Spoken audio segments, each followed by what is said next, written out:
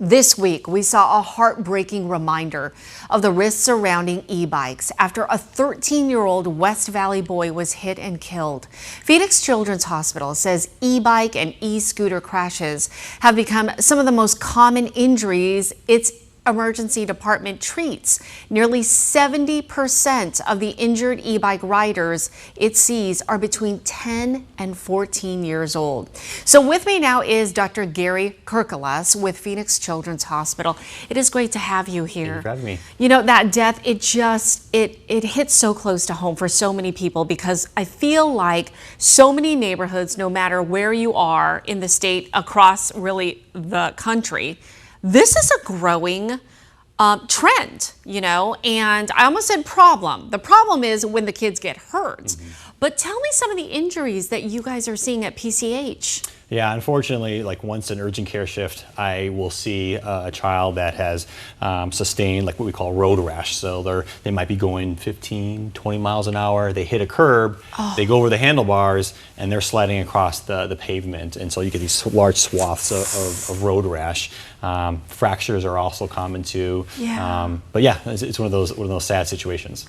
What do you tell parents when, you know, because this isn't something that's going to go away, and you, again, every neighborhood I feel like is affected by this. So what is your message to parents? If they haven't purchased one yet, I would say please hold this off as long as possible, at least till they're 16, because the capabilities of your typical 12 or 13-year-old to be able to handle a motorized vehicle that can go 28 miles an hour, right, that you have to be on the street for, I'm not sure how many 12, 13-year-olds are going to be able to understand.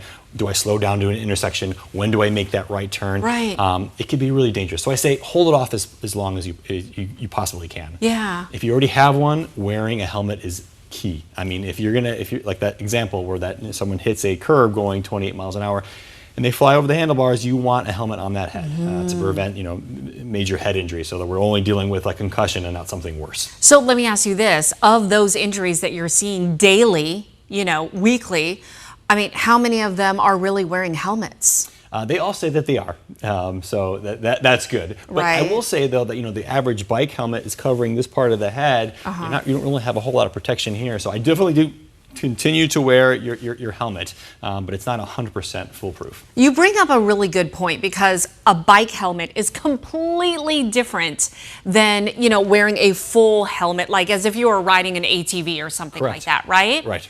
So is that something that you recommend? I mean, for these e-bikers? Certainly. I mean, in my neighborhood, I see a lot of these electronic dirt bikes, which are yes, I do too. Yeah. And those are going 40, 50 miles an hour. Right. That is a motorcycle and should be wearing a motorcycle helmet. Right. So yes. Yeah, that is incredible. What is it that you want parents to know and take away from, since you see it on the other end, and this can be preventable? I would say the big takeaway message is that these are not toys. They should be viewed as motorized vehicles. Anything that's able to go 28 miles an hour or faster should be considered as such, especially because they're, in theory, riding them on the street. Right. So not to think of these as, oh, I'm just buying my son a toy. Right. This is a motorized vehicle, and you have to have proper training and a proper discussion when they're going to be used, how they're going to be used, whether a helmet's going to be used, whether you're going to be distracted, whether ear pods are going to be on. A lot goes into this before purchasing one. Yeah, really educate your child. Okay. Dr. Kirkelas, thank you so much. It's so important for parents to hear that. We appreciate it.